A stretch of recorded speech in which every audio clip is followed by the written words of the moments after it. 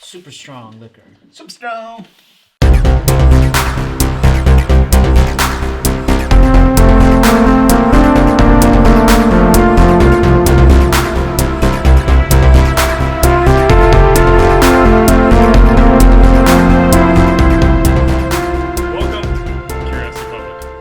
Jules here. Dylan.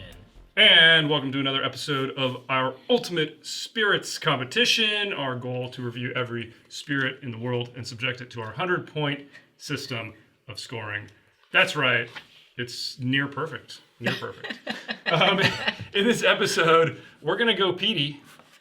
And we're going to go have some Ardbeg. Wow. And do you know what this Ardbeg is called, Jules?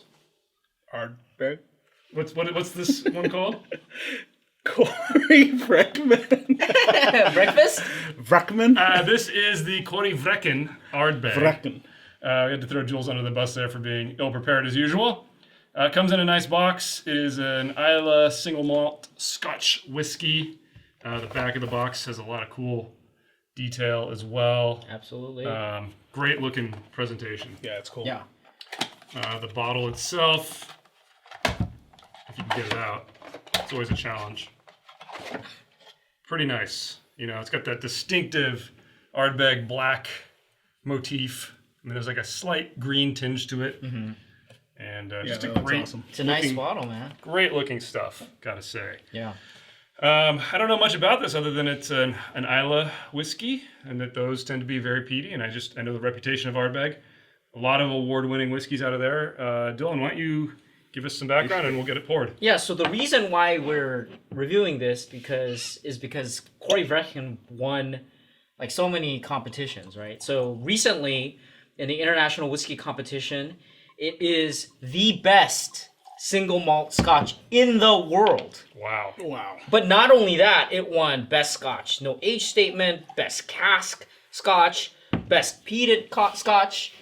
It basically won everything. But this was the only whiskey that got entered into that competition? I know. There were others, but this basically won everything. So excited to put it to the test, see what we think about. And I just wanted to say that Ardbeg is a classic Scotch, right? The distillery goes back to 1815. Wow. They use ex-bourbon oak cask and French oak cask. Rumor is that it's 50-50. And do you know why it's called Corryvreckan? I have no idea. Well, it's named after the second largest whirlpool in the world. It's north of Islay. So, is that an onomatopoeia? What? Corryvreckan. Wow, okay. Wow. I didn't think no, I think it's crickets, actually. Yeah. Terrible. Okay, nothing else? That's it? That's it. Let's try it. All right, let's get tasting, guys. What's our price point on this? It's $70 to $90. I got this for, I think, $80. All right, and we should note that the proof on this is a cask strength, right? It's 57.1% alcohol. That's why I got it. So it is up there. It's up there. Guys. Very nice. You can tell it's got some proof in it. It really does open up. Yeah, it needs a little time. Yeah, it does. And you didn't mention, but on the box it says it's the ultimate. So putting it up against the Ultimate Spirits Competition. Yeah, that's the what it's ultimate. Here. See if it lives up to it for our purposes. Oh yeah. Yeah. That's why I won everything. Makes sense. So is that how those competitions work? If you just put you're the best on the box? Best of the best of the best, sir. You're the best around. So one little thing I wanted to point out, guys, is this box. I don't know if you guys noticed this, but if you were to paint this box a different color, the way it's laid out and some of the lettering even, it's very reminiscent of Glenmorangie's boxes. I wonder why. Because Glenmorangie bought Ardbeg back in the late 90s. It had been shuttered, and then they picked it up. They had a bunch of good assets aging, and they kind of rebuilt the brand and had made it extremely successful in the process. I mean, fantastic. Absolutely. Did you spill all over? You mean did Jules spill? Oh my God. The great thing about this black There's a top, whirlpool, dude. Oh, I see. There's a Okay. Corryvreckan. All right. So you're trying to create the Corryvreckan. Exactly. Yeah. Okay. Very good. Very good. Okay. All right, guys, we've had some time to let this open up and to taste it. Let's kick off our discussion about the good. Jules, why don't you go first?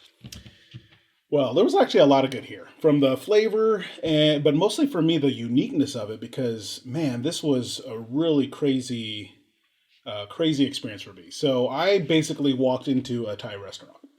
I got all kinds of the sweet, salty, savory in my face, like when I'm, on the palate completely. I felt like I was eating like Tom Yum or Pad Thai. So I got like the sweet, or like, with the Thai sweet chili on there, basically with like the smokiness, but then with the sweet, and then with the salty, and then on the finish, the buttery finish, man, because it lingered for me. It was nice.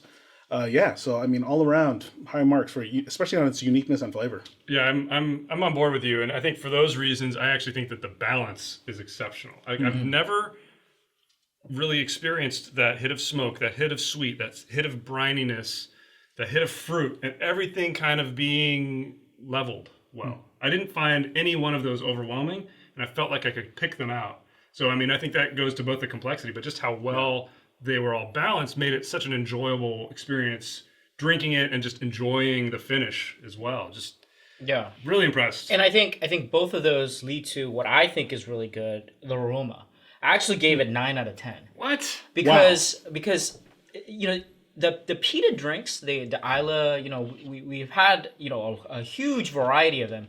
Sometimes the peat overwhelms. Yeah. This one's not that much. It actually is very, it's subdued in some ways. I think if you don't smell a lot of peated Scotch whiskeys, yes, you'll pick it out. But if you've tried all the other ones, this one definitely, it doesn't overwhelm. It doesn't overwhelm.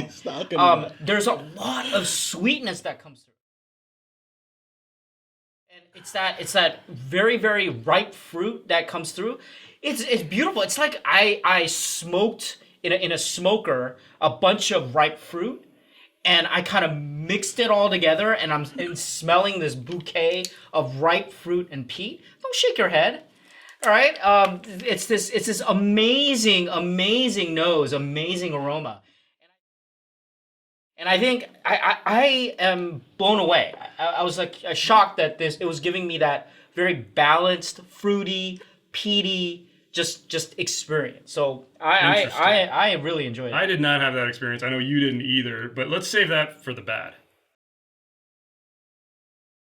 Okay, so I don't want to steal your thunder. Well, I'll go first. So I agree. I got a lot of what Dylan was talking about, that smoker smoking the fruit, but it was like somebody poured gasoline on it or like turpentine, and I got this almost chemically solvent smell on top of it, which was a little off-putting. I think it was kind of just the peat mixed with the smoke. For some reason, when I smell it, my nose is bad. Full admission there, but it read as more of like a astringent kind of, like the modeling glue smell, like the turpentine kind of thing. I could get the smokiness, I could get the peatiness, I could smell that there was fruit in there, but that underlying kind of, I don't know, like astringent funk. Yeah, what are you, a child? He's like a petulant child, like complaining about some. This is a treat. Let's listen to Jules. Let's listen to Jules talk about the aroma first. First of all, Dylan's love for jet fuel is just like, well known. Oh my God. It's Admittedly, so well I do known. love it, yeah. But honestly, man, I think like you've been sucking way too much of it, because you need like a recalibration. You've been like living in manure or something, because this really screwed up your nose senses. Yeah, man. Because dude, I got everything like what you got, Dutch, where this thing, it burned. It hurt. Yeah, but there are flavors. There are flavors in there, but you got to coerce it, yeah. which made it like not pleasant at all. It just, I don't know. It was really hard to pull out any ripe fruit or anything, which leads me to believe like Dylan's just been at the farm too long.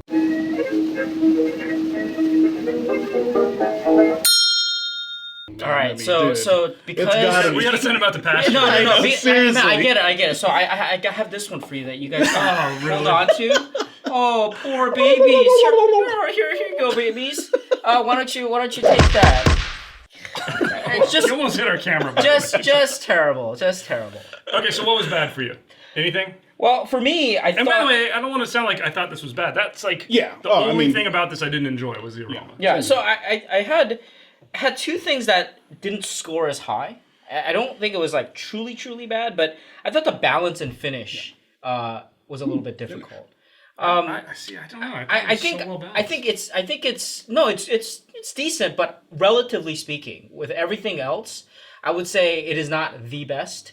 I think we've had longer aged Scotch, longer aged Islay that had a bigger finish, a bigger and more perfected balance. And so that's why it wasn't perfect. I think this is a mixture of different years, right?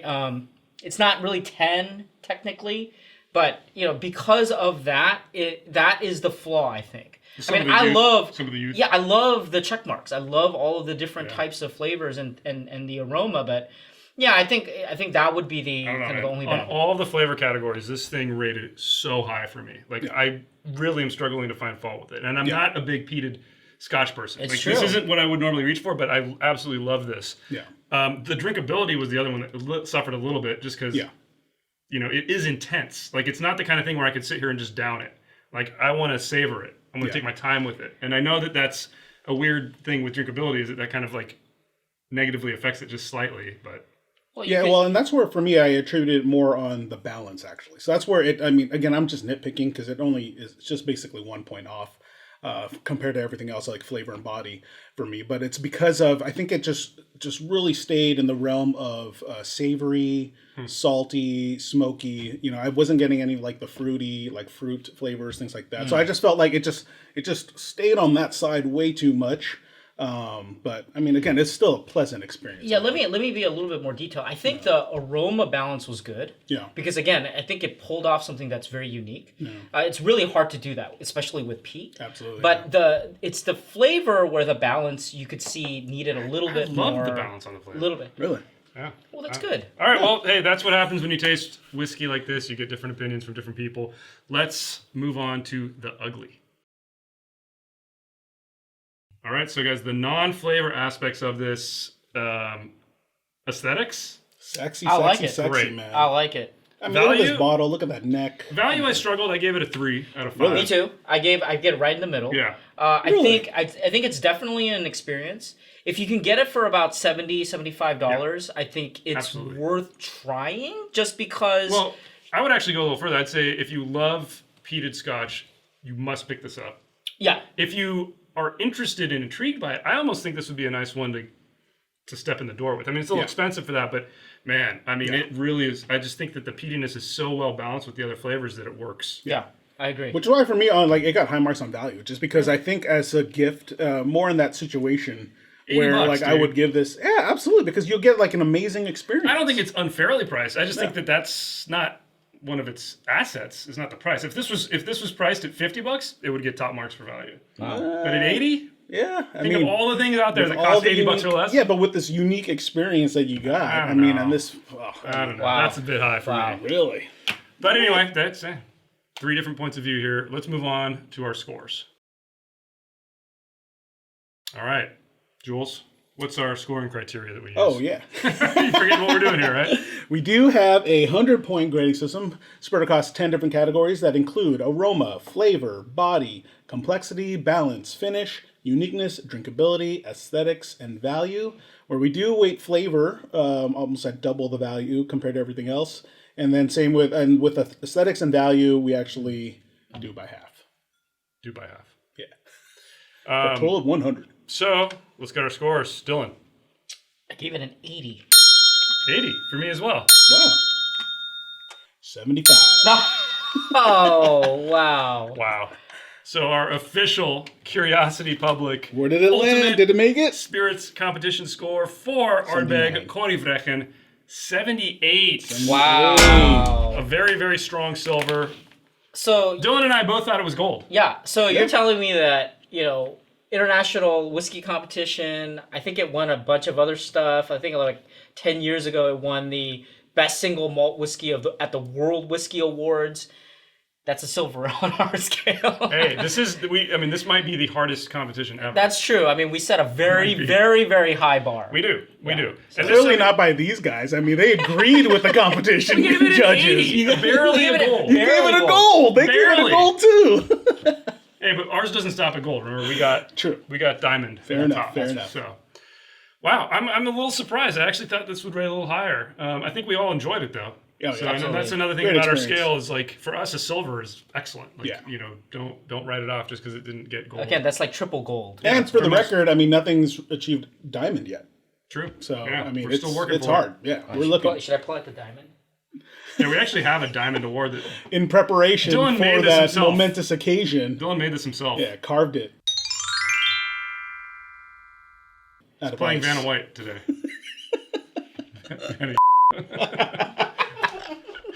All right. So, Jules, can you take us out? Oh god.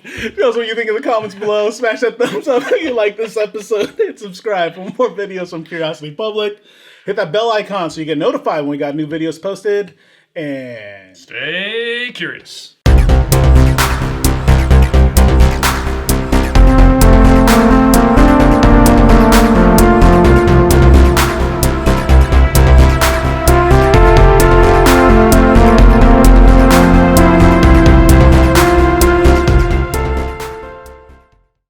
This is really good. It's good. I put a drop of water and it made the balance even better. Everything, all the flavors just Really married. good. Really good. that. Oh, that was good. That was a good episode.